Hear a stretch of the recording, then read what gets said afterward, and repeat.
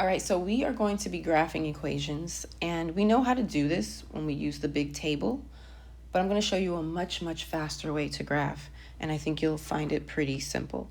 So the first thing you do, step one, is you put the y-intercept on the graph.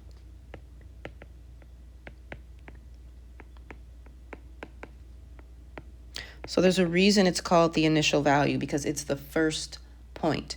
Initial means first, and it's the first point that you're going to put on your line. So that's step one. Step two, and this is the last step, you're going to use the slope to add 2 more points to the line.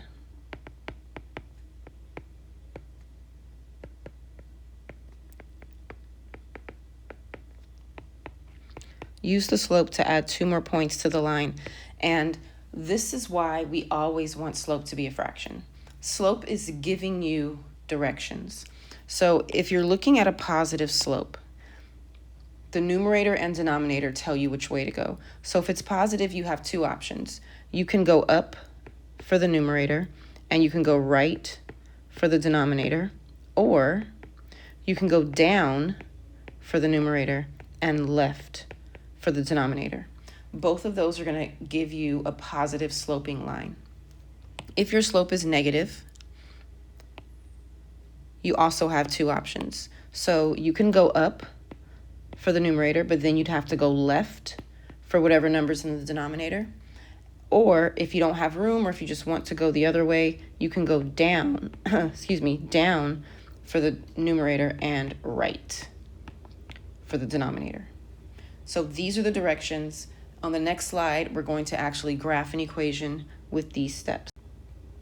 So what I want you to do every single time we're graphing for this lesson is I want you to write your slope. So m equals, remember, it's mx plus b.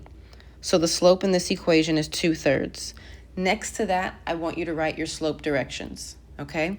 So it's positive, so I can go up and right. You may have chosen to go down and left. You don't need to put both options. Just pick one. It can only be one of these. And then I also want you to write what the y-intercept is. The y-intercept in this equation is 4, okay? So now that we have all of our information, we're going to graph it. We start by putting the y-intercept on the graph. The y-intercept goes on the y-axis. It's positive 4, so we go right up here to 4. Starting from that point, we're going to use our slope directions. So I'm going to go up 2 and to the right 3 and put a point. And then do it again. Up 2, right 3, put a point.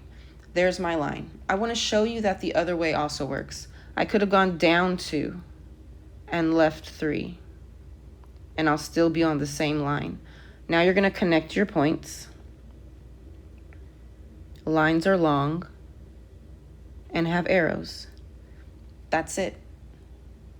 This is how you graph the line y equals 2/3 x plus 4. We're going to do one more example together. Then you have a lot of practice problems today just to make sure you really understand how to do this.